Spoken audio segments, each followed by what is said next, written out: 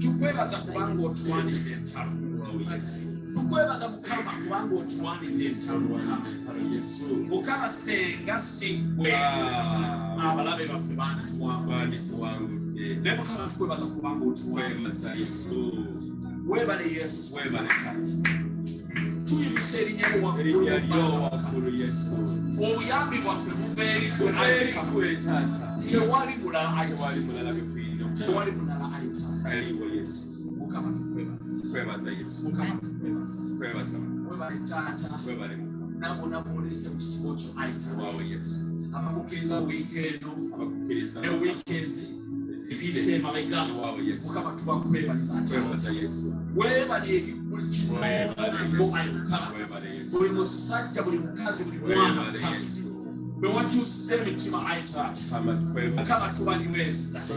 Tubanyweza mugwe ayi Mukama. Taata babikkeko omusaayi gwo ayi Mukama. Omulabe sananemeka kwakula Taata. Tumenyika mu musaayi gwo Mukama. N'omu abali okumpi n'ewala. Mukama tubasabire ekyalo. Banyweze Mukama. Banyweze ayi Taata. Banyweze. Webale Mukama n'olw'abaana bagenda kumula wiiki Mukama. Tukwebaza abaana baffe. Tubasabira nga bava ku masomero Mukama. Taata obakomyewo mirembe. Obakomyewo bulungi ayi Mukama. Tusabira abayiga abalinya zibbaasi, abalinya zitakisi, abasoma weka, abalinya emmotoka z'obuyonjo Mukama. Taata munda bakulembere nga bakomawo. N'abazadde nga bakugenda ku masomero wiikendi. Bakulembere Mukama. Bakulembere Taata bakangule bulungi Mukama. Era bakomye obulungi ayi Mukama. Tukwebaza Taata. Mukama tukwebaza Yesu. Mukama tukwebaza Mukama. Mukama tukwebaza Taata. Tukwebaza era kusaba nsubira mu kigo asibye kyeta era tukusubira cyane olwamala bapati olwamala betaka sente olwamala manja netumusebeta ebibaka bakatonda waffe oyo asobola nawe tuyimbye asobola tewali kyatayinza kukola mukama waffe byakola tewali n'omu abisobola yayinza ebyo ebyagaana yayinza abalaba bakoma ate ewatandikira kati musebetako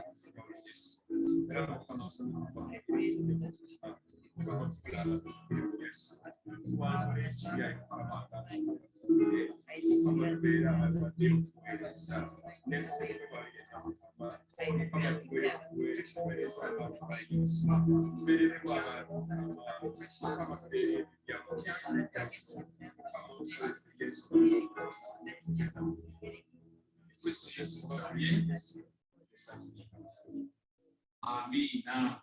Amina.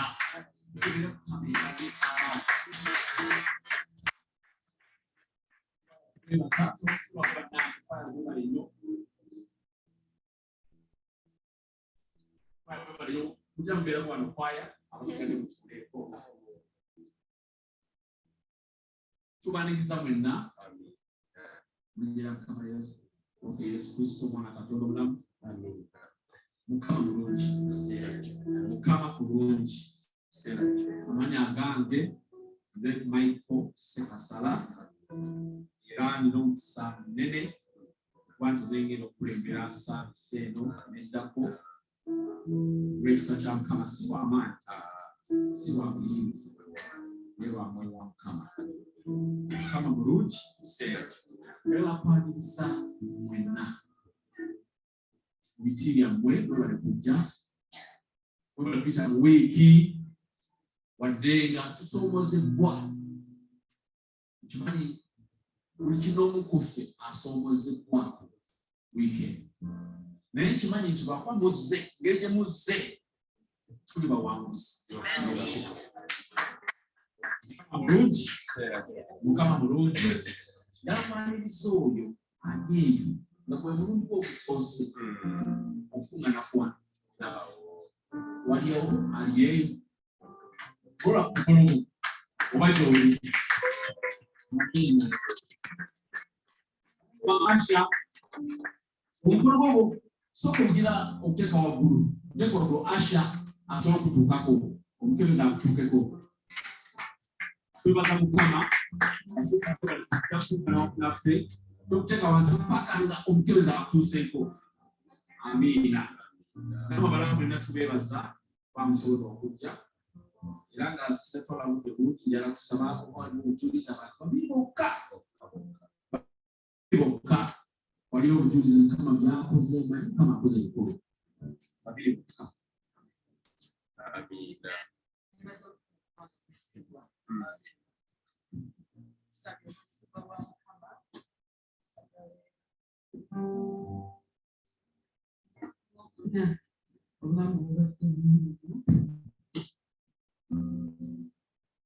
Abantu badde butuufu bulungi tubadde kumalagana ku mpiso naye Mukama abadde mulungi era badde simanyi kinaasobola ekiro kino kikeseza leero omwami oyo yasuze bubi era ndabye ekisa kya Mukama ng'akuleeta endowooza. Nzikiriza ng'okkiririza mu Mukama naye akulaga ekisa kye. Ekiro kyonna mbadde ndoota nga ndaba ng'omuntu akutte eddoboozi lyange avudde Kasiro. Nengezaako okusaba nga mu kirooto nga nsaba obwa Kasiro bugende naye nga tebugenda. Okutuuka bwe nawulidde eddoboozi ligamba weenenye. Netandika okwenenya nenenya mu kusaba nenenya mu kirooto nenenya nezukuka nga nenenya. Kati oleza okuse n'entandika okwenemeza ddala naye nga Mukama tusaasire tulina okusigaza amaloboozi gaffe tulina okuweereza era enkya ya leero tugenda kusinza era neebaza Mukama atusobozesa tubalowooza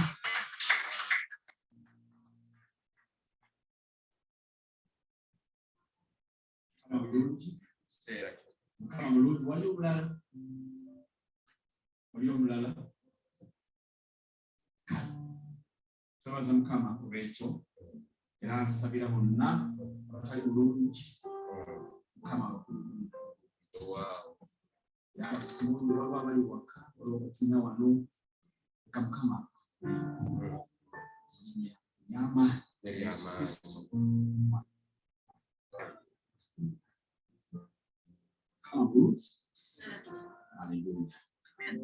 twebaza Mukama olw'olunaku lwaleero era nga tuweereddwa omukisa munene kuba tulina omukyala agenda kuleeta obubaka gye tuli era nandisabye omusumba waffe omusumba gw'otusomesa buguzi ajje ayanize omukyala oyo ng'aleeta ekibaka kya Mukama.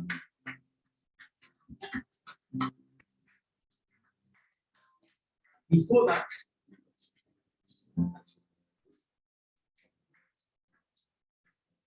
Kasala Mugalo.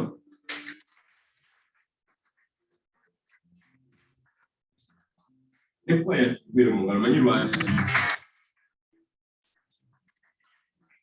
Umulaba abantu bano beewaayo kuba lwakutaano ne bakuŋŋaana ne bateekateeka ne bayita mu nnyimba zebayina okuyimba olwale gaba twongere engalo okwoyo kwabwe. Atunyala okwiddamu okwagala okubaniriza wamu n'okubagamba nti balinye okujja okusinza bannaffe abakatubaniriza mu ngeri enjawulo tumufire kumanya gammwe naye tebutule kumanya bwedova tumanyi temuvudde kyakukyamukyamu mwana muwala mama nakawera atali muzika simanyi wanaatuuka jakutubuulya byovudde olwatekeddeyo tumaleka bebakulese tubuulya kumanya go nebyovudde olukadde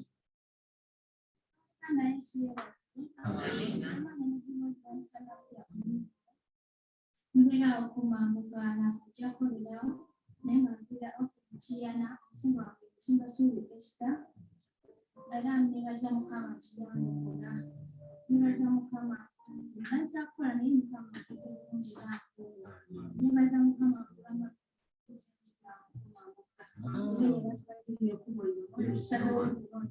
Haleluya bakwina.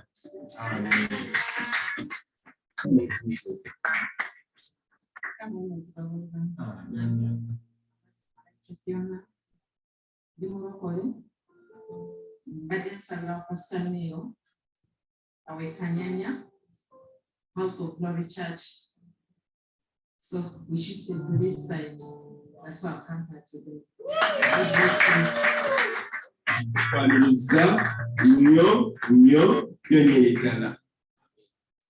Kasinaba kuyita omubuulizi munawo obujulizi tutemetume mugwa ekikemyoka for your first time. Good morning, brothers and sisters. Good morning. Praise Jesus. Amen. I'm called Ambile Yohana from Kanamu district. I was praying for Entebbe Holy State Church, but now, if God wishes, I will be praying here. Amen. I'm a security officer. I'm staying here.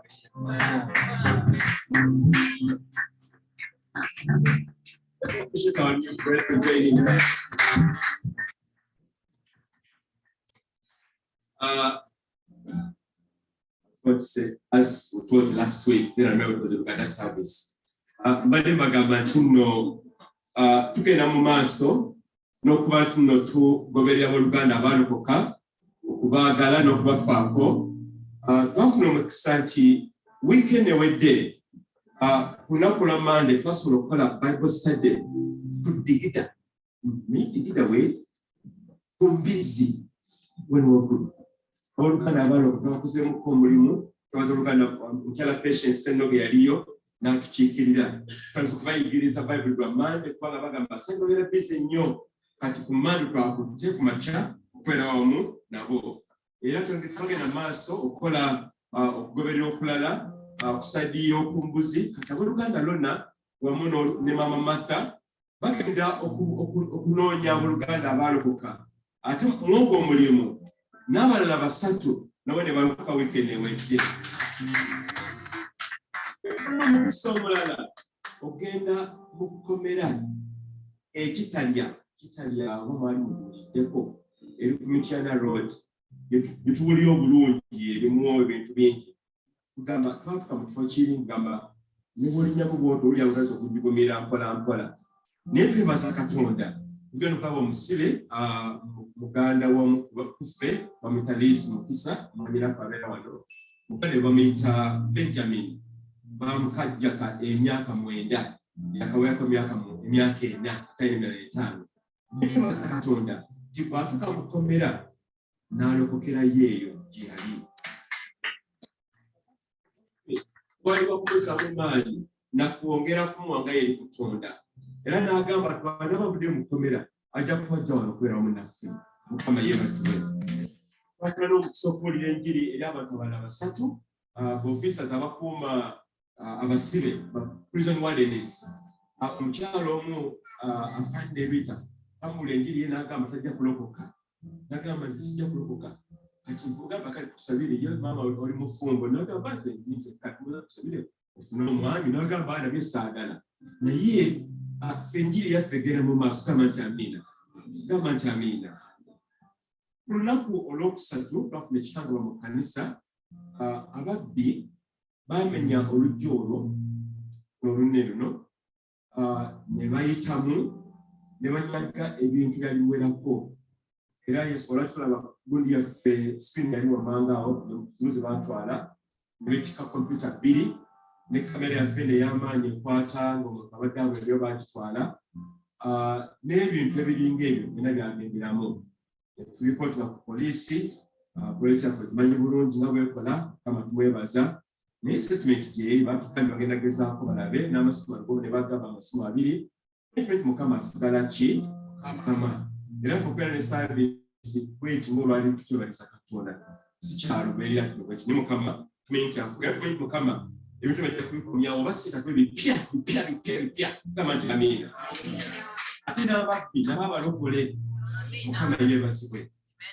Kale olwaleero tulina omukisa guno tulina omubuulizi w'enjiri Kasiggu ono si mukyala mufumbo kyokka naye abuulira enjiri bw'abuulira enjiri n'empewo ekwewuuka Uganda gye lulyo bannange w'amaanyi naye nja kusaba muganda wange yabajja amwanjula kubasinga bisaalizo bimala osanga Mwami Martin jangu omukyala muleete omugole waffe muleete jangu Martin muganda we tukuze naye jangu Martin omugole muleete tubuulira enjiri kale tubaniriza mu gye.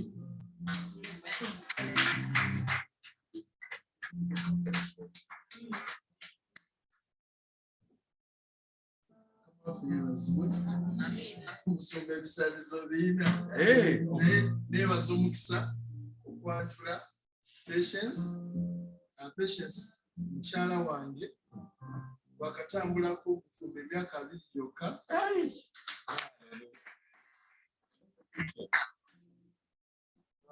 Katonda atuwadde abaana bangi abobuwala n'abobulenzi ate ng'akyatwongera.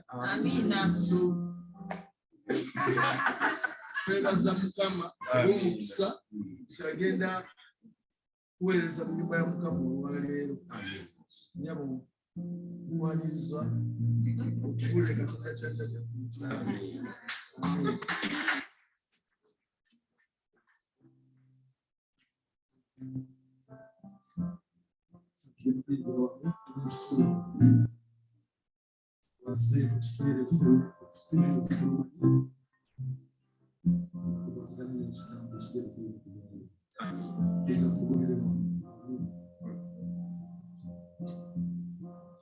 Walimu Senhor,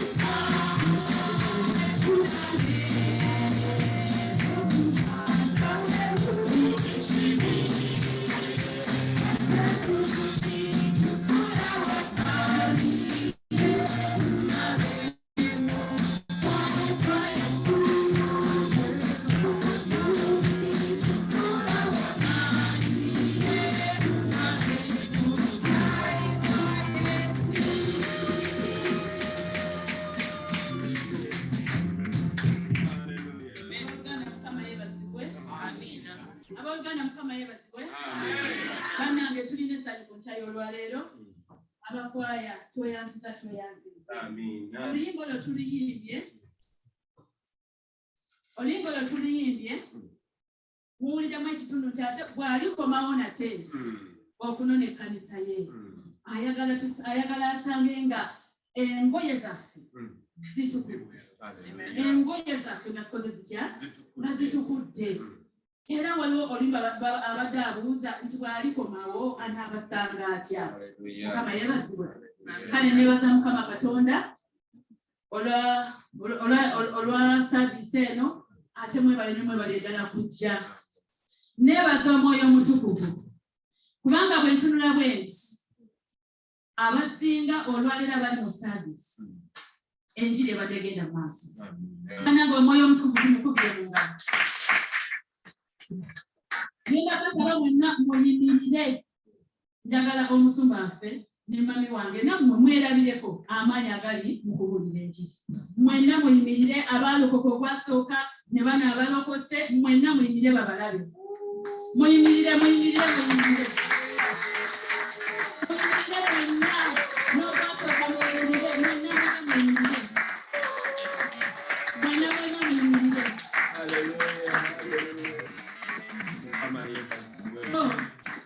Ndowooza mulaba amaanyi agali mu kubuulira enjiri. Kale Omwoyo Omutukuvu yeebalire ddala. Njagala okwebaza omusumba waffe Musumba Ssebuguzi ne mami wange Dr. Katalina. Mami oyo mnienze ne wali wabadde atudde ku mmotoka ne mugamba mami. Bwe nafiirwa maama yali anzaala ayina ebigambo byayita n'agamba nti okuva olwaleero okuuse maama we. Dr. Catherine bawuumire balabe maama kati gwe yafuna. Yes, mukulu yalina mu ngalo. Kubanga maama okuzaala omukyala omwana ng'akuze oluusi omwana abeera n'ekisambu naye ateekinga lusi n'agamba omwana omuzeekuze ntya webale kunzaala ate ewanzaala okukosi mukinanetaati kale ndi musanyufu abaluganda mukama yeebazibwe kakati nga tugenda okutandika ekigambo kyaffe ky'olwaleero era nga bwe tulidde oluyimba omusumba waffe wikiziri eziwedde abadde ayogera ku ki ku mugaso gw'ekkanisa abadde ayogera ku kkanisa nga ekkanisa erina omugaso mungi nnyo ddala naye era n'olwaleero omutwe gwe tuliko nti ebyambalo byaffe bye tulina ebyensi tubyeyambule twambale ebyambalo eby'omuggulu ebitugudde. Lwaki? Kubanga Yesu bw'alikomawo ayagala tusange fe abagole be ekkanisa nga twambadde engoye enjeru. Mukama yeebazibwe. Kale katugende mu kubikulirwa. Nina munnange gwe tuweereza naye buli lwennyira n'okukituuti nansapootinga mu kusoma Oluganda. Dikoni Emma neyanzidde. Kale mbadde nina kusaba olusomere okubikulirwa 19:7-8. Tusanyuke tujaguze mwekitiibwa kubanga obugole bw'omwana gw'ennyina butuuse n'omukazi we yeetezekese n'aweebwa okwambala bafuta bulungi kubanga bafuta eno ebikolwa eby'obutuukirivu. Mukama yeebazibwe. Nti nno omugole ffenna ffe kyaki yefe abagole era Yesu Kristo ye baffe. Ennyiriri nno zigamba nti nno agenda kujja naye tweteeseteese engoye ze twambadde zino ntukuvu. Amiina. Agamba nti agenda kujja gye tuli okutunona era n'agamba nti atwambaza bafuta entukuvu ennungi era tugamba nti ebyo ebikolwa eby'obutuukirivu. Mukama yeebazibwe. Era bwe tugenda mu Matayo 17 tulaba Yesu bwe yatuuka ku lusozi oluwanvu n'awaanyisibwa. Mu kuwaanyisibwa Bayibuli etugamba nti nno amaaso ge gaali ng'omusana, engoye ze ne zitukula nga njeru nga ziri ng'ekitangaala. Bagamba erangi eyo enjeru ekiikirira obutukuvu, ekiikirira obutukuvu n'obutuukirivu. Mukama yeebazibwe. Era Yesu yagamba mu Yokaana 13:3 n'agamba nti mmwe abayigirizwa bange bagenda kubalabira ku bikolwa byammwe engeri gye mwagalana mwekka na mwekka. Lwaki yali agamba abayigirizwa? So kitegeeza mu buli ngeri nti nga ffe abaana ba Katonda abaalokoka edda ne bana abaakalokoka engeri gye tulina okutambulamu ebyambalo bye twambadde omuntu omulala ow'ensi aba alina okulaba nti ddala kituufu ono mwana wa Katonda. Amiina.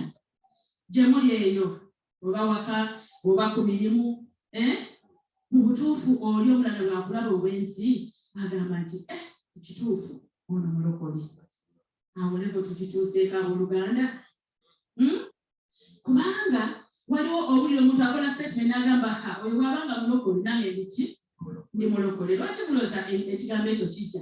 Kwegamba agenda okutunulira omulokole ono eyalokoka nga yanyiganyiga buli kaseera yayombayomba yatasonyiwa yavuma yatambuza ebigambo wano ne wali bw'ava mu kyaki ate n'asibira mu ssabo. Kwegamba bagenda okulaba omulokole nga towera. Era n'ameza yagamba nti obanga oli mulokole nange ndiki ndi mulokole. Kale tukole tutya tubeere nga bwe twalokoka tusigale nga tuli twambadde ebyambalo eby'obutuukirivu. Dikoni Emma ngenda kusaba Abakolisaayo 3:5-14 wano Pawulo yayogera ebigambo bino. Ebigambo bino bye tugenda okuwulira kugamba nga ebyambalo bye tulina okweggyako ate ebyambalo n'ebirala bye tulina okukola ki okwambala. Kale mufise Abakolisaayo kale mufise tuli mu bibisi obunzi obugwagwa, okwega okw'ensonyi, obulumbi n'okuyaayaana okusinza ebifaananyi. Musomero olw'omukaaga. Olw'ebyo obusungu bwa Katonda bujja ku baana abatali. Ako okusoboza wakati. Katonda ono ayogera bino ebigambo n'abiddamu lwaki? Olw'okuba tetukola ki? Tetuwulira. Abooluganda tetukola ki? N'aleeta omusumba n'anyira ku kitu n'ayogera ku kino ne kino ne kiri. Naye ne tuva mu kyaki nga tubirize ku mulyango gwa kyaki. Era n'akomawo n'aleeta omulala agambye kino obusungu bwe bujja kujja olw'okuba tetukola ki? Tetuwulira. Era yeyo nsonga lwaki akomyawo ebintu bino ng'ayagala bamu tukule kubanga kyagala tuzikirire. Olw'omusanvu. Era nammwe mu ebyo mwe mwatambuliranga edda mwe mwali era mu byo. Naye kaakano era nammwe muggyeeyo byonna obusungu, ekiruyi, omutima, okuguma, okunyumya eby'ensonyi mu kamwa kammwe. Temulimbagana nga mukka na mukka kubanga mwamweyambulako omuntu ow'edda olw'ebikolwa bye. Amiina ne bukobaawo. Kati ndowooza olaba nti waneera mu Bakolosaayo Pawulo abigyeyo ng'alaga nti bino byambalo bye tuba twambadde. Tuba twambadde obusungu, tuba twambadde amalala, naye era wano asooka n'ayogera ku ekyambalo eky'obwenzi. Mukama yeebazibwe. Ekyambalo eky'obwenzi kino nga Dikoni Emma yeeteekateeka okugenda mu Abakolosaayo ekisooka olunyiri lw'omukaaga-9. Ekyambalo ky'obwenzi kibi nnyo. Lwaki? Bayibuli egamba nti ffe tuli yeekaalu za Katonda. Nti lwaki tukosa yeekaalu zino ebintu ebifaananako bwe biti? Mukama yeebazibwe. Tusomere Dikoni. Poliisi ekisooka essula ya 6 olulimi lwa 9. Oba temumanyi ng'abatali batuukirivu tebalisikibwa kabaka wa Katonda. Temulindibwanga newankubadde abakaba, newankubadde abasinza ebifaananyi, newankubadde abensi, newankubadde abafuuka abakazi, newankubadde abekisa, newankubadde ababbi, newankubadde abeegombi, newankubadde abatamiivu, newankubadde abavumi, newankubadde abanyazi, tebalisikira kabaka wa Katonda. Ebigambo bino mubiwulidde nti abenzi bonna aba buli kika tewali kusikira bwakabaka bwa Katonda. Abamu bali ebisiyaga, abalala kwegamba obwenzi bungi nnyo. Mu bafumbo obwenzi mwebuli. Amiina. Mu emiti emito obwenzi mwebuli. Obwenzi kwegamba engeri nnyingi nnyo, waliwo n'abeematiza. Si kyekyo. Naye Mukama agambye nti obwenzi tewali kusikira bwakabaka bwa Katonda. Mukama yeebazibwe. Obwenzi buno bannange bubi nnyo. Obwenzi buno buleeta kye bayita endagaano. Endagaano etambula okuva mu bajjajja ne bajjajja n'etuuka mu baana, n'etambula mu baana n'abaana n'etuuka mu bazzukuluza olw'endagaano ey'obwenzi. Endagaano eno ey'obwenzi ng'endagaano evudde awo mwatu nereeta n'ekikolimo. Obwenzi buleeta ekikolimo. Mukama yeebazibwe. Obwenzi buleeta ekikolimo. Mu Matayo 5:27 Yesu bagamba nti temwawulira kino tonyendanga, naye era mbagamba nti buli omu atunuulira omukazi mu kwegomba abakoze eki aba yenze. N'omutunulira obutunuzi bw'oti n'ofumiitiriza, n'otandika okufumiitiriza, n'otandika okumwambula, amaaso ne gagendera ddala ebiziba. Oba omaze okukola ki? Oba omaze okugenda naye. Mukama yeebazibwe. Naye Mukama agambye nti tewali kuyingira Mugulu nga tuli mu bwenzi. Amiina. Kubanga obwenzi obwo obukola endagaano kirumira ddala. Bwe n'ogenda mu bwenzi n'obeera mu bwenzi, naye ate abaana n'obatoolerako, n'abazzukulu n'obatoolerako, oba oliawo mu bukadde bwo ne bakuleetera emisango. Nti omwana wo twamukutte mu ki?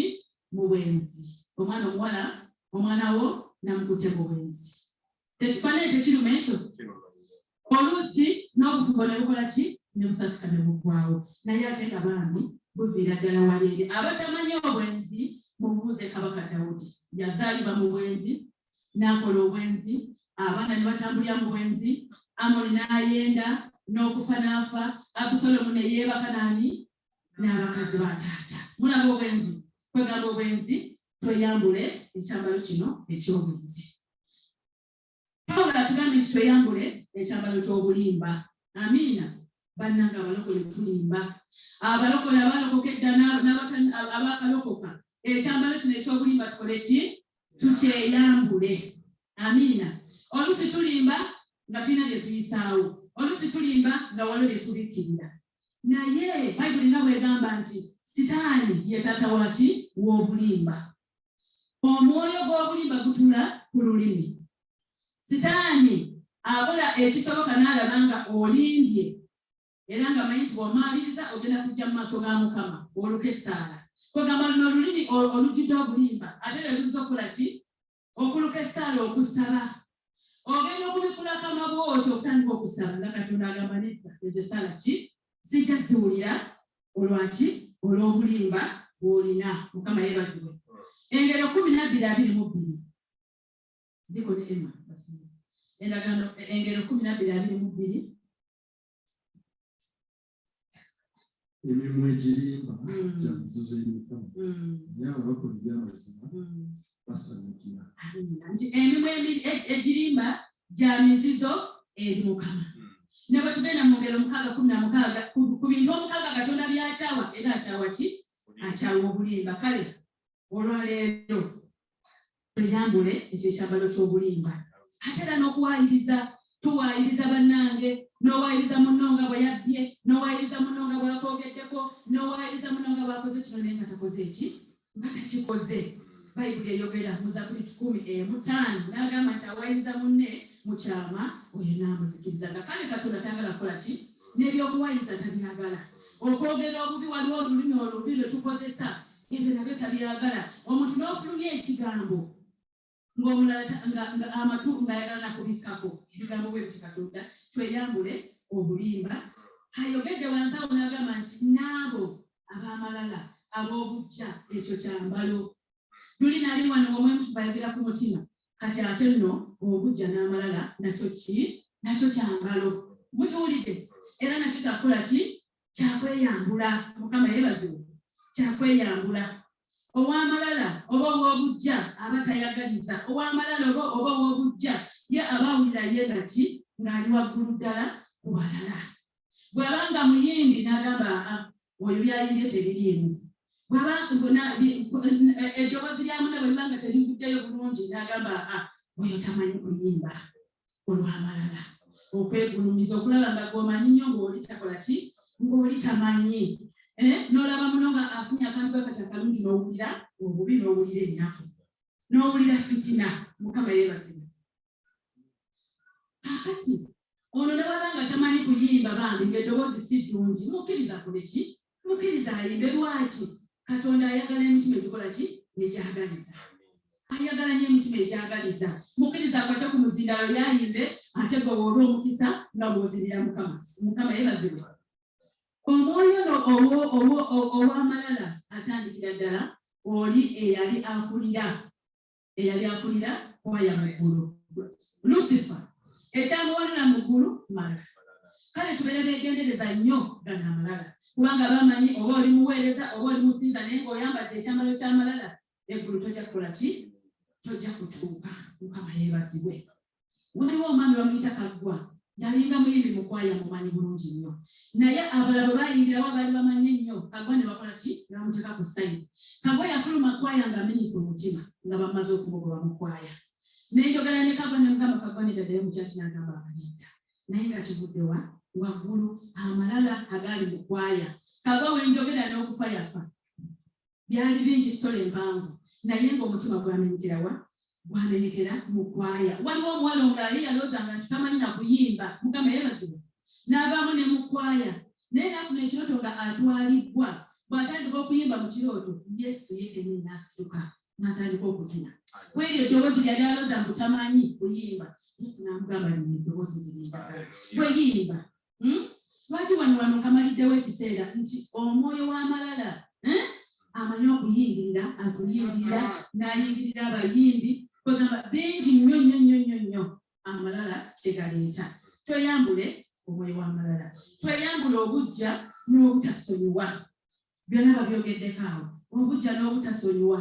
Obusungu ebyo byonna birina emiryango n'embyo omwoyo mutukuvu n'abyogerako. Nga mutima naye ate nga ki nga byambalo.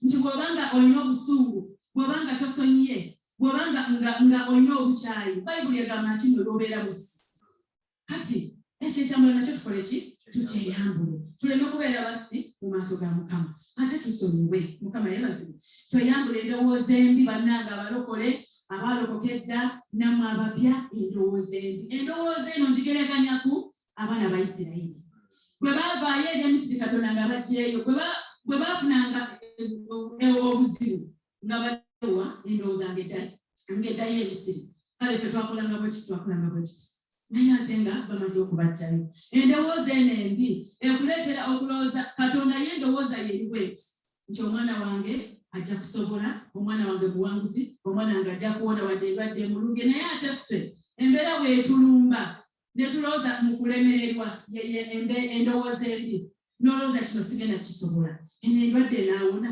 bannange school fees zimbuze bannange kwegamba endowooza eyo tugyeyambule olwaleero mu linnya erya Yesu Kristo twambale endowooza eya Katonda Katonda nga bw'alowooza nti nno ogenda kuwona newonaalwala ng'okimanyi ddala nze Katonda nga ajja kukola ki ajja kumponya ne bwe bambulidde olwaleero eti ajja kukola ki yeyo endowooza gye tuba twambala Mukama yeebazibwe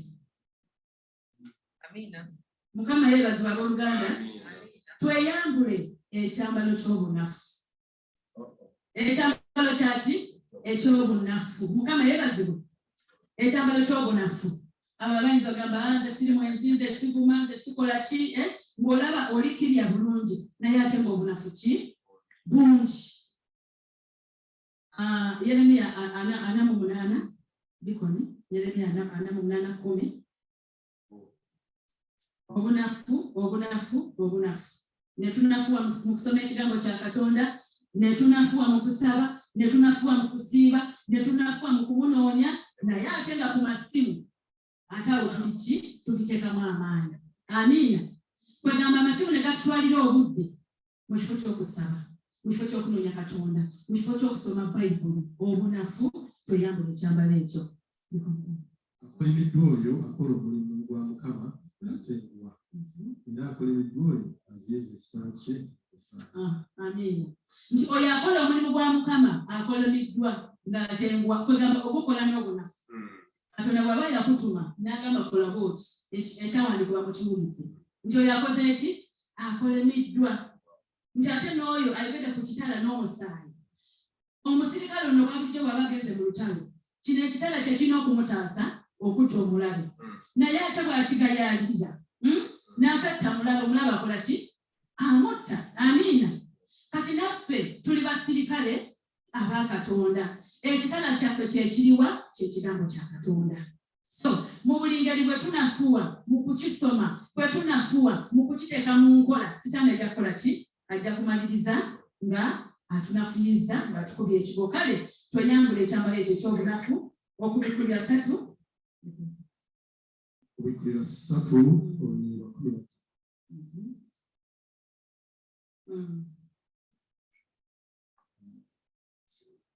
manyi ebikolwa byo natonyoboga sotoboga wakiri obenga onyoboga oba bwekityo kubanga olina ekibuguumiriza sotonyoboga sotoboga bikusesera abantu Mukama yeebazibwe kasooka tunyinekaawo kaakati bino ebyambalo bino ebyensinga bwe mubulidde bingi luli twabyogerako ne kaakati omwami tubayongerezaako bitufuula okubeera ab'ekigugumirize nga tunyoboga nga tetunyoboga amiina naye Katonda agambye nti ajja kukola ki ajja kutuwangula era bw'okako wansi wano ogamba nti wakiri onyoboge oba okole ki obeere ng'obuguma bulungi nnyo so bino ebyambalo bino ebyensigo tuba twambadde bitufuula ab'ekigugumirize era nga Katonda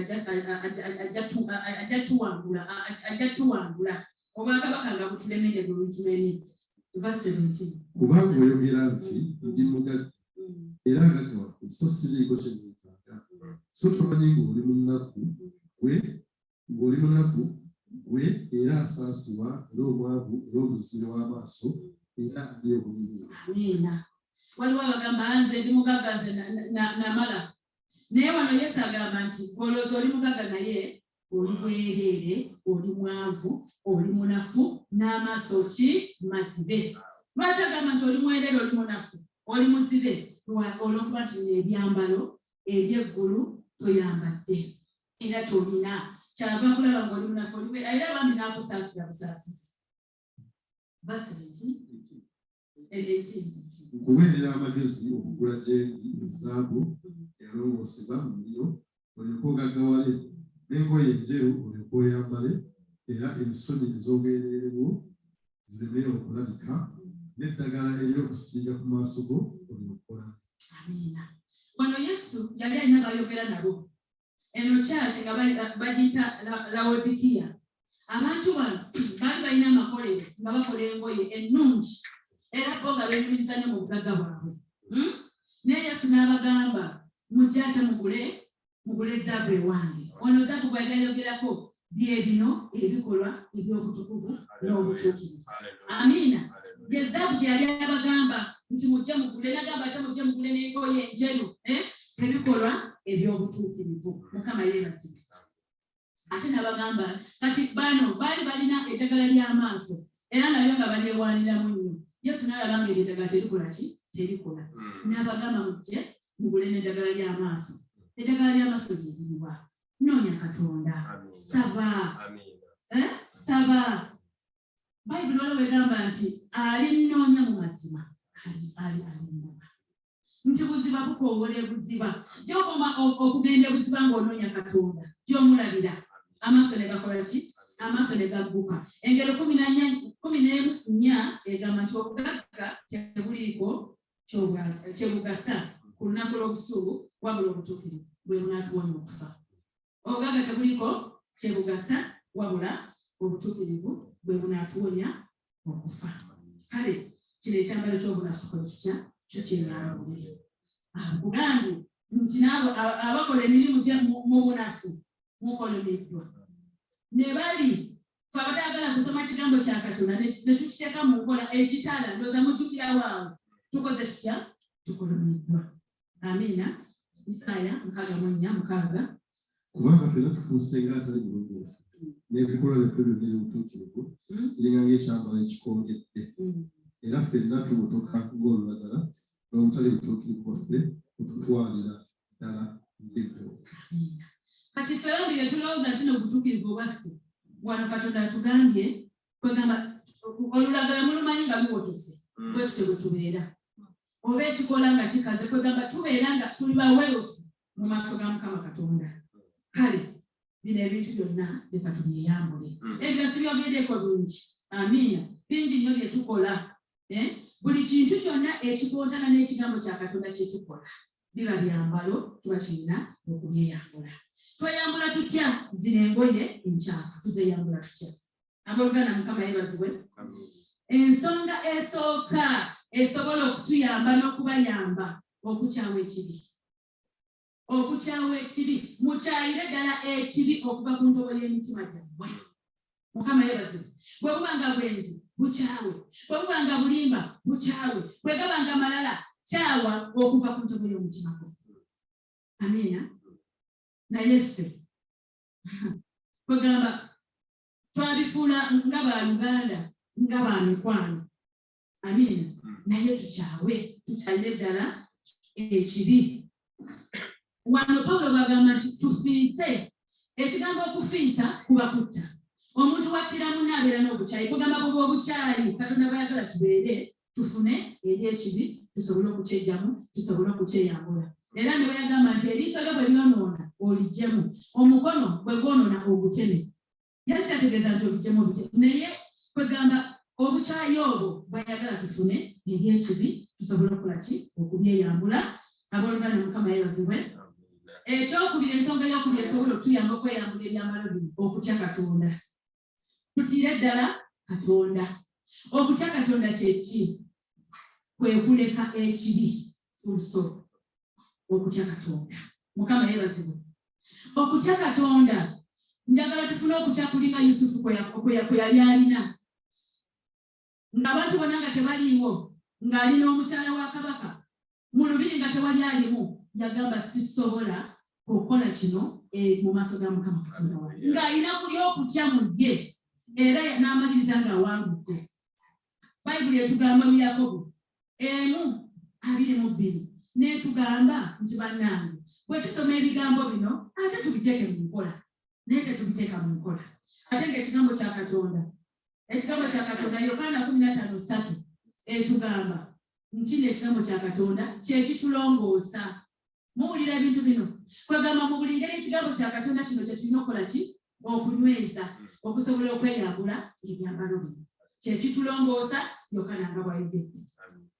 Ate tukiteeke mu nkola naye tetubiteeka mu nkola. Dawudi yagamba Zabuli 10:19 n'agamba nti laba ntadde amateeka ku mutima gwange nemu okukola ki okwonoona. Okiraba so ekigambo kino tukyetaaga. Era Zabuli 10:19 nti omuvubuka n'alongoosa atya ekkubo lye nga yeegendereza n'ekigambo kya Katonda. Amiina. So mu buli ngeri ekigambo kya Katonda kino tukiteeke mu nkola twegendereze tujja kusobola okweyambula ebyambalo bino. Mulokole ensonga ey'okusatu esobola okutuyamba bannange okunakuwalira ekibi. Tukola ekibi naye ne tusigala nga ki nga walinga tewali kyokoze naye bw'otuuka ku sseeyo ery'okunakuwalira ekibi. Abakolinso 2:7 Abakolinso 2 olunyiriri essula y'omusanvu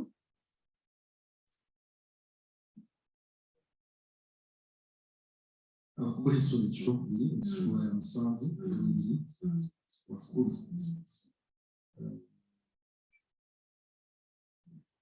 Kubanga okunakuwala eri Katonda kuleeta okwenenya okw'obulokozi okutejjusibwa naye okunakuwala okw'omu nsi kuleeta okufa. Amiina.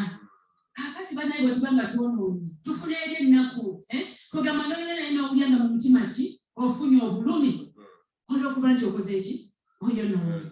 Bannange ennaku eyo n'obulumi bw'okufuna olunaku olusooka olw'okubiri omwezi ojja kuba nga oli mwegendereza. Ojja kuba nga ki oli mwegendereza okwonoona. Ate bannange Pawulo nga bw'ayogera nti mu biseera biri bye twatambulirangamu naye kaakati tukoze eki tulokose. Abalokole abalina emyaka nga mulokose ne bano bwe twabuulira enjiri ne mulokoka tutegeere era kati eno ndowooza nti mu biseera biri twayonoonanga naye kaakati tuli ki nti tuli balokole ndi mulokole tekandekerawo okukola ki okukola ekibi. Amiina. Tulekerawo okukola ekibi tubeere beegendereza nnyo okwonoona. Tubeere ki beegendereza. Amiina. Kwegamba byebyo ebimu ntogeddeko bitono ekutuyamba okweyambula ebyambalo bino. Amiina. Kale katugende mu okubikula 16:15. Laba njijako aweereddwa omukisa atunula n'akuuma ebyambalo bye alina okugenda obwereere era balina okulaba ensonyi ze. Mukama yebaze nti Mukama akola ki? Laba nzijanga omubbi aweereddwa oyo omukisa atunula n'akuuma ebyambalo bye. Tukuume ebyambalo byaffe abooluganda. Olwaleero omwoyo omutukuvu waali kubanga Yesu bwe yatulekera. Ebyambalo tubimanyi naye agambe tukuume ebyambalo byaffe bireme okukola ki okwonooneka. Ebyambalo bino bye biriwa eby'obutuukirivu bye biriwa. Ekyambalo ekisooka kye tulina okwambala ekyambalo eky'okusaasira ekyambalo eky'ekisa eri bannaffe. Best example oba ekyokulabirako ye Mukama waffe Yesu Kristo. Abaana 5,000 ebaluma nga babazaayo awaka Yesu yawulira okusaasira mu mutima gwe n'agamba nedda mutuule n'abafunira ekyokulya era n'abo 4,000 n'abawa n'abaliisa. Waliwo omukyala Namwandu yali yafiirwa bba ate n'omwana akoze ekyafudde naye Bayibuli etugamba nti nga bamuyisaawo bamutwala muziika Yesu yawulira okusaasira mu mutima. Okiraba n'abagamba bannange munyumire. Kwegamba tufune okusaasira eri abaavu. Waliwo abatalina mmere. Waliwo abatalina mmere naye nga mu fridge zaffe zijjudde ki emmere. Amiina. Banaye musibise nnyo. Bannange temunkyawa namugamba mukyala Ssennoga naye nga mwatulya bye tulina okukola. Kyekyambalo ekimu eky'obutuukirivu ne bwe tunaakola tutya naye nga okusaasira okwo okukola obulungi eri abaavu eri abalwadde nga tetubikoze. Olunyiriri lujja omusumba dikoni agenda ku lusoma olina omwana ebuddo, olina omwana enamagunga, olina omwana egayaza, bukadde na bukadde. Naye ate nga bambi awo ku kyalo waliwo omwana anoonya emitwalo 3 kukola ki? Okuddayo ku ssomero. Emitwalo 3 gikwate. Omwana agenda ku ssomero n'ow'ebuddo nga bw'asoma, ow'enamagunga nga bw'asoma, ow'egayaza nga bw'asoma. Mukama n'akikufunira omukisa. Amiina. Essente bwe ziba nga zibuze, kale waakiri ebitabo oba n'ekkalaamu. Byebyo Katonda byakola ki? Byayagala. Ebyambalo bye byagala tukole ki? Kubanga agamba nti ffe kitangaala wamu n'omunnyo. Amiina. Oyo Matayo 5 ayogera ku kitangaala n'omunnyo nti ebintu bino bye tukola tubeere ekitangaala eri abalala. Olunyo olubasomera ebibodde. Matayo Olusembayo. 5:15. Sote bakoleeza tabanza okugihulukira mu kikulu. Pawulo kukiteeka waggulu mu kitundu kyayo. Nayo ebaakira bonna. Okiraba? So ayagala nnyo nti bino ebikolwa bino bye tukola bibeere nga kugamba nga tulinga kitangaala. Bwe tuba nga tetukoze ebintu bwe biti tuba tetukola kyamaanyi nnyo, tetubeera bamuwendo nnyo eri Mukama Katonda waffe. Tuleme ekitangaala kyaffe tuleme okikweka mu mayumba, mu mmotoka zaffe ne tuvuga ku makya, ku mulimu kukomawo kugalawo geeti. Okitegeera? Vaayo otambulatambulako ogambe nti olwaleero mu butuufu wadde osula mu kikaga zooni naye nga sinatuka waliwo awo wempita ntambuletambulemuuko ate ng'osabe Mwoyo Omutukuvu nti nokola ki? Nkulembera ojja kwewuunya ajja kutuusa ku muntu bambi nga alina obwetaavu. Kale leka omusana gukole ki? Omusana gwaffe gwake eri abalala. Mukama yeebazibwe. Nga tumaliriza paati basomere Matayo 25. Matayo 25 35.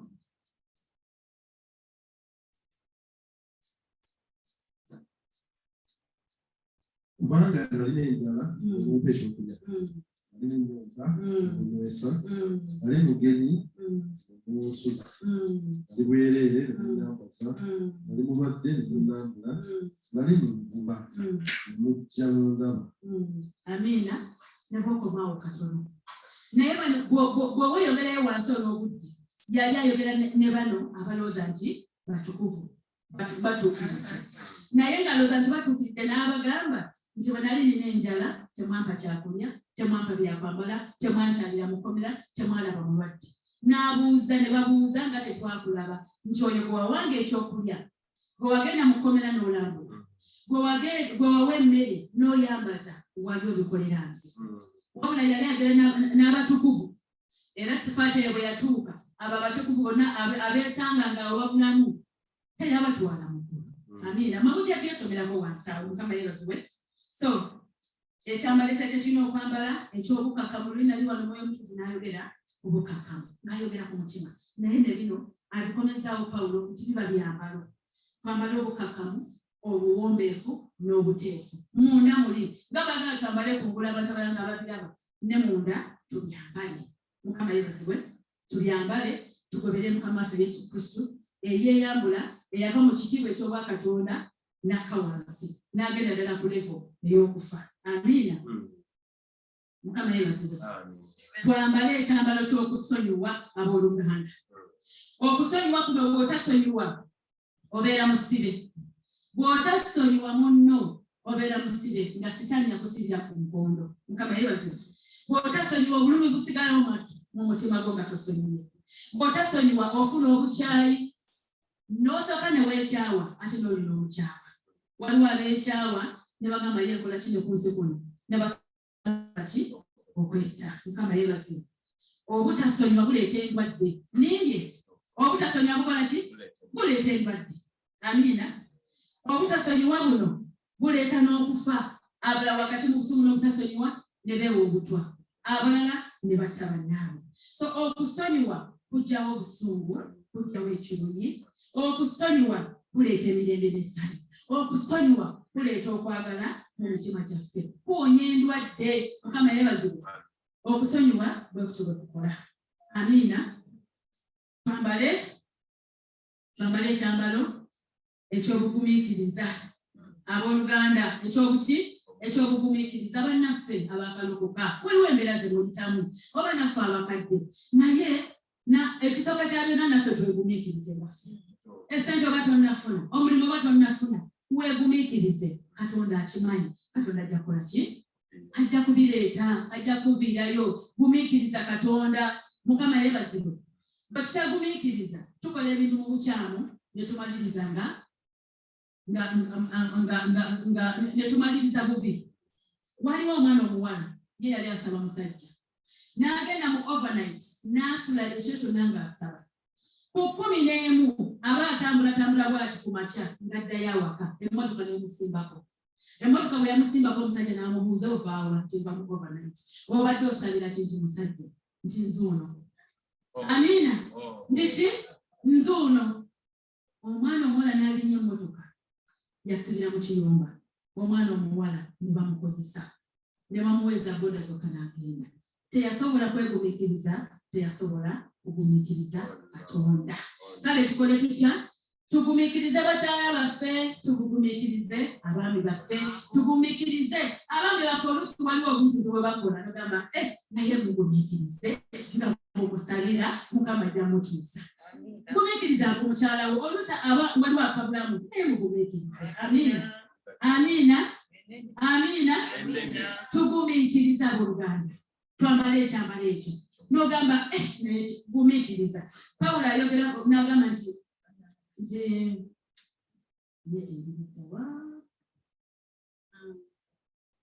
Isaya 6:1.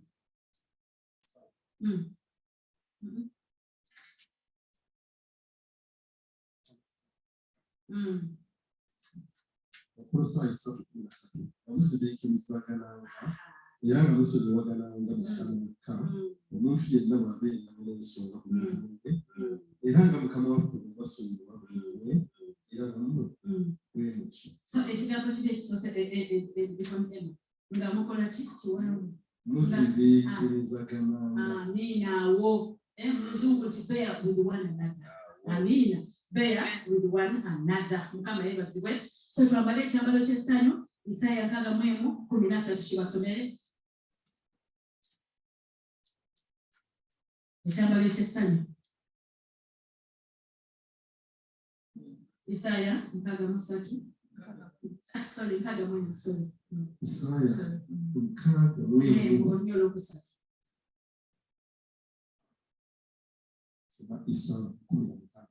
6:1.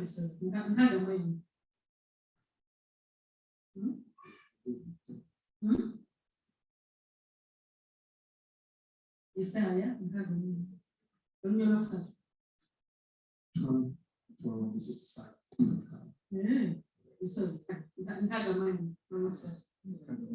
6:1.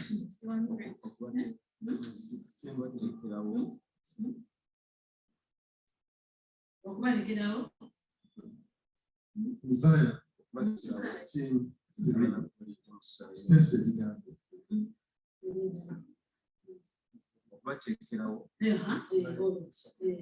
okubateekerawo abanakuwalidde Sayoni okubawa engule kyekyevu amafuta ag'okusanyusa mu kifo ekyo okunakuwala ekyambalo ekyokutendereza mu kifo ekyo ky'omwoyo eky'omwoyo ogw'okukungubaga balyoke bayitibwe emikuruki obutuukirivu Mukama yasimba alyoke aweebwe ekitiibwa ye. Amiina. Kati ekyambalo ekyo mukiwulidde nabo butuukirivu, okusanyuka butuukirivu. Amiina.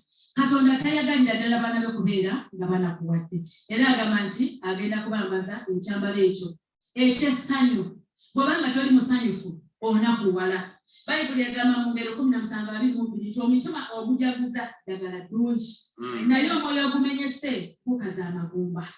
Kale ayagala twambala ekyambalo ekyo ekyessanyu wadde embeera efaanana naye n'osigala nga buli ki oli musanyufu. Kiyinza okubeera ekizibu naye ekisawo ekya Katonda weekiri. Amiina. Nti ekyambalo ky'okutendereza, mu kutendereza amaanyi mugamanyi agali mu kutendereza. Amiina. Bw'obanga otendereza ebisibe eby'ekyejo bikutuka. Bw'obanga otendereza n'amakomera sitaani gyakusibira gagguka. Bw'obanga otendereza bigwa ebisenge bya sitaani bigwa n'ekisenge kya Yeriko kyakola ki kyagwa era Zabbuli 37:4 egamba nti sanyukira Mukama naye anaakuwanga omutima gwo gubyetaaga. So mu buli ngeri tusaba twambale ekyambalo ekyokusanyuka, ekyambalo ky'okwagala kyekisembayo, ekyambalo ky'okwambala Abakolosaayo 3:14 kweruna era mwambalo kyekintu ekinyweeza okutuukira. Amiina. Nti twambale ekyambalo eky'okwagalana. Okwagalana okwo tukulaba mwoli omwana yali azaaye bw'akomawo tata teyagamba nti naye gwe wakola bubi wakola okwagala tekutereka ki bintu bikyamu bye baakukola. Ye yamwaniriza n'amwambaza engoye ennungi n'amwambaza engato n'amwambaza ringi. Mukama yeebase. Matayo 5:4 egamba nti mwagale abalabe bammwe bwetyo bwegamba. Tugamba nti Katonda atonyesa enkuba eri abatuukirivu n'abatatuukiridde n'abalungi. Nti ayakisa omusana eri ababiriki n'abalungi. Twagamba Katonda gwe omukwano gwayagala tukole ki tubeere nagwo. Mukama yeebazibwe. Era agamba nti temuli mpeera okwagala oyo akwagala, temuli mpeera okubuuza oyo akola ki akubuuza. Mubuulira ebigambo bino yalaba nga temuli mpeera n'oyagala oli akwagala temuli mpeera ayagala ogenda eri kyayagala. Mukama yeebazibwe. Obuuzaako ono yekka akubuuza ayagala okole ki obuuzeko n'abalala. Amiina. Osanga oba oli awo ne mukubabuuza bambi abadde anoonya gwayagala okwogera naye okumuzzaamu amaanyi. Kale Abakolinso ekisooka 15 wano waliwo ekyamaanyi tukiwulire tumalirize. Abakolinso ekisooka 13 Abakolinso ekisooka 13 wenjogera n'ennimi z'abantu n'ez'amalayika naye nesibakwagala afuuse ekikomo ekibuga n'entaasa ebisaala. Bannange ebigambo emubuulira nti ne bw'obanga oyogera mu nnimi abamalayika ne bakka tolina kwagala oba ofuuse ebitaasa ebivuga nga temuli ki weyongereyo. Era bwe mba n'ebinabbi netegeera ebyalo okutegeera era bwe mba n'okukkiriza kwonna n'okugyawo n'ezigyawo emisozi naye nesibakwagala siri kintu. Ne bw'oba olina obunabbi obikkulirwa nga olina okukkiriza nga kusigula ensozi naye nga tolina kwagala, agambye nti oba nga toli kintu. Mu Luzungu Bayibuli egamba that you are nothing mu maaso ga Mukama. Kale mu buli ngeri okwagala kuno tulina okukola ki okwambala ekyambalo ky'okwagala. Waliwo wali wasomye nti nolowooza nti omwaka omuwadde abaavu bano abamu tugenda okubawa ne tubawa ebiyulise ne tubawa bye twali twaterekeyo nga twegamba nga muli fayini ogaba naye nga tugabizza mukwano. Amiina. Kale ayagala twambale ekyambalo ekyokwagala kubanga kyekinyweza obutuukirivu. Yusufu bwe yali mu kkomera nga bamugyayo okugenda okulaba kabaka ebirevu yabimwako n'ayambala engoye ennungi okujja mu maaso ga kabaka. Bwe tugenda mu Zakaliya 3 nga tulaba Yoswa yali ayambadde ebyambalo ebikyafu ye nga ye ebyambalo ebyo nga bikiikirira Isirayiri ebyo bya Isirayiri naye Katonda n'agamba mubimwambule. Mukama yeebazibwe. Mubimwambule ebyambalo bino bwe tubyambala tubeera abatukuvu n'abatuukirivu. Bayibuli egamba Isaaya 5:14 nti mu butuukirivu bwe tunaayima okunywezebwa ne tunaabeera wala n'okujogebwa kwa sitaani, tunaabeera wala n'endwadde. Tugamba mu butuukirivu tubeera ki tubeera seefu. Ye Bayibuli egamba ne obanga bizze nti ebonyobonyo by'abatuukirivu bye bingi naye mu byonna n'akola ki lwaki nti oba otuukiridde. Ebigambo bino waneeno mu Isaaya waliwo batugambira nti tewali kyatuloyesa sitaani kyaweesa ekijja kugisa naye gamba bulira ebigambo ebyo ne bwe tubikozesa nga tetutuukiridde tebikola. Amiina. Kale tusooke tukole ki tusooke twambale bino ebyambalo eby'obutuukirivu n'obutukuvu nga tumaliriza okubikulira 2:14 okubikulira sura ya 2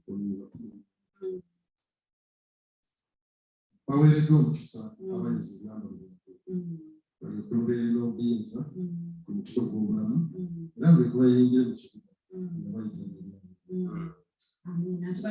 omukisa abayoza ebyambalo byabwe twatandise nga twogera kwebyo ebyambalo era n'olwaleero nsaba mukkirize mweyambula ebyambalo ebyo mwambale ebyambalo ebyeggulu muweebwe omukisa ate musobola okukola ki okutuuka ku ggulu omuki ogw'obulamu mukama yeebazibwe mukubikulira 7 olunyo lw'omwenda ndwagala bw'ogendayo 9:13-14 nti baani abo abambadde engoye enjeru nsaba katonda nti ansa bweddamu nga ansa eri nti be bano abaana ba GFM abava mu kwata zoona amiina mukube mu ngalo bannange kyetuba tukolera ekyo olunyiriri luno tewanabuza nti baani abo abambadde engoye enjeru nga batambula nti bavaawa bannange nga bava mu GFM amiina nga bava mu kwata zooni nga tuyingira ki ggulu amiina kale nga tumaliriza Abefeso 5:7 bigondema alyoke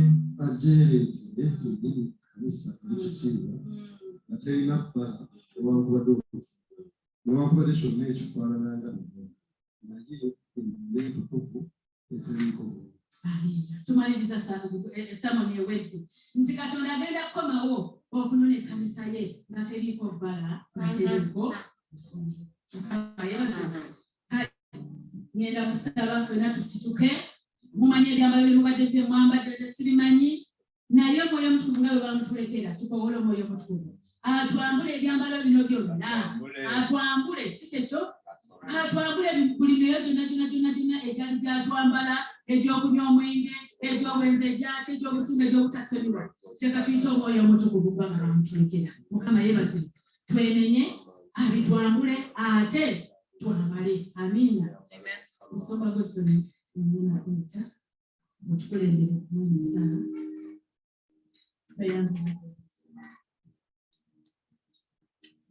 nyakusaba tumire ku mabuli gaffe ffenna guno omwaka w'amaanyi nnyo ddala singa tumuteeka mu nkola tutagenda mu ggulu singa tumugayaalirira eyeena naye twagala na muntu omu ku ffe agende mu ggeena naye tugende mu ggulu katika nyaluziriza amaaso go ogambe katonda wo akwambule oba weeyambule ebyambalo byonna by'omanyi eby'obulamu bwo bitali birungi ebyambalo bitera kusonyiwa obusungu empalana obubbi obwenzi fitina oluganda weeyambule twakabanga tweyambule ffenna buli kyomanyi eby'obulamu bwo toyinza kulima nno mukama takimanyi gwe mukama akimanyi nsobola obujulizi obubuulizi olwokuwa leero mukama agalole nga weeyambudde buli kyambala ekibi kyonna ayi mukama tujja kyolunaku olwaleero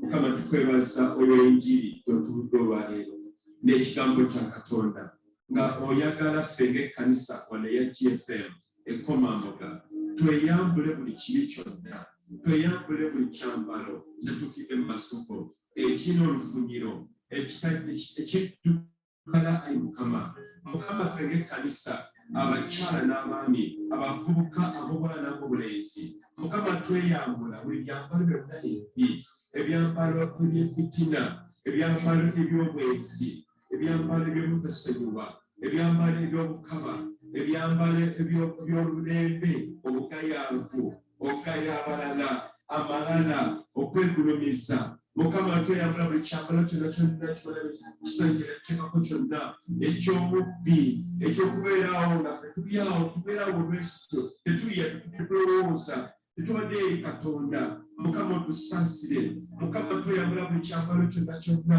omulamusa nti mu maaso gaffe tukyeganaye mukama ekyokwematiisa eky'obukaba ebyambalo ebyamalala mukama otwambule era mukama ebyambalo ebitubireka ku busalaba wansi olwaleero gwe katonda yatokolayo mukama eyatulebafebagogere mu maaso go ayi kabaka otuyambe otwambule mukama buli kyambalo kyonna eky'omulabe kyeyatuwa tukyeganaye mukama ebyokusamira ebyemisambwa ebyamayembe ebyobubbi ebyobukumpanya mukama twambule buli kyambalo kyonna mukama otusaasire yesu ayi yesu mukama tweyambula buli kyambalo kyonna oluganda genda mu maaso mulokole olukwagala okukaawa olukukadda weyambula ekyambalo kino kyonna ekibi Mukama otusasire Mukama twambukyeko Mukama ekyambalo kyonna omulabe sali kyatuwa ng'akijja mu kibi eri ekibi kyonna Mukama ye Mukama tukyawa ekibi twegaana ekibi ye Mukama twalagenda mu geyenda tuli baana ba Katonda twagala kujja gy'oli mu ggulu ery'ekkulu ettukuvu naffe Mukama nga tuba tukuvu ayi Mukama otusasire ayi Mukama otusasire obeera wa kisa Yesu Mukama tukoola abatukwebaza nakulwanyi Oluganda genda maaso bakala oyambale ebyambalo eby'obutuukirivu ebyambalo eby'okwagala ebyambalo eby'obugabirizi ebyambalo eby'okukkiriza ebyambalo eby'okusaba ebyambalo eby'obutuukirivu ebyambalo eby'omutima omulungi gwa Katonda yambala ebyambalo lwayo Mukama akuyamba oyambala Oluganda ebyambalo ebitukuvu Mukama nabyo ramakasalibaye lelelegezelibalakakasolonomayi oswanga kamagasala namalalamaa ayi Katonda tukwebaza Yesu olw'omukisa gw'otwagana kulwaliro okwambala ebyambalo eby'obutuukirivu ebyambalo eby'okuweereza ebyambalo eby'okwenenya ebyambalo eby'okusaba ebyambalo eby'okwewala ekyoli ebyambalo Mukama ebinakoza ekitiibwa ebyambalo ebitukuvu mu maaso go ebitali lufuniro lwonna Yesu ayi Mukama twambala Oluganda genda maaso yambale yambala Oluganda yambala Yesu weyambaze Yesu oyo yambala Yesu akwambale nawe omwambale ramagasalirimayi remosalirimaliyalalamu remotalibaliyalalamaye romosalirimaliyalalabaye matarabalagakamamasababaye remoteribaliyalamakamamasobaye yambala Yesu yambala ekisa kye yambala ekigambo kye yambala okuwulira enjiri yambala okwegayirira yambala obutuukirivu yambala okubumalirivu mu mutima gwo obeere ng'oyambadde ekyambalo eky'obumalirivu oli mumalirivu okutuukiriza bakabaka ba Katonda Yesu ramakasalimayi rabakababase rabakababa rebosali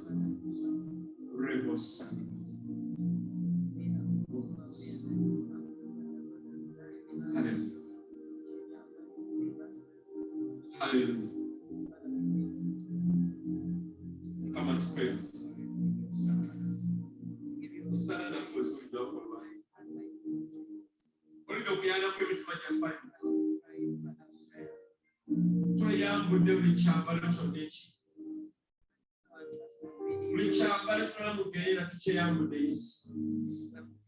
Ukama twamba nena teni. Ebyambalo byobutukire.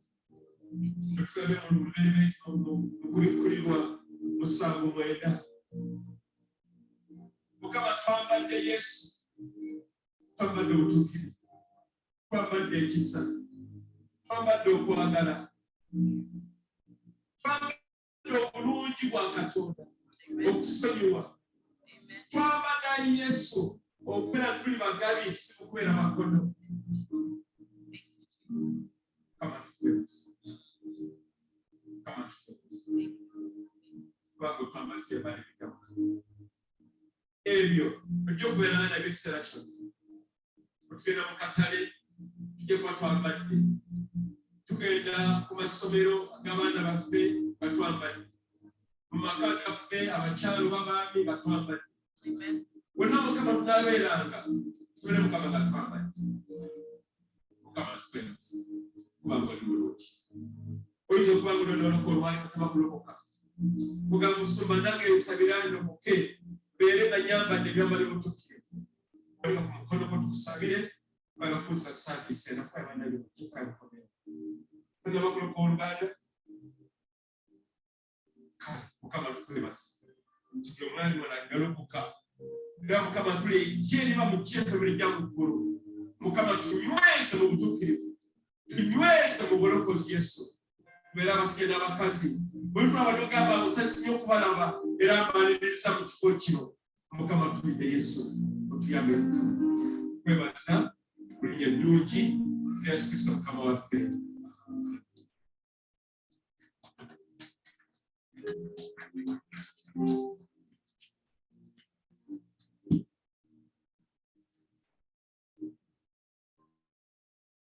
Kama yebasutuleko ng'abakebezi bajja tugenda kwayo era abakebezi buliddawa abakebezi nga bebajja baleesa bamwana kirumira ajje wano abeko ogambo toto bwayogera ku program tulina weekend ejja wanjuli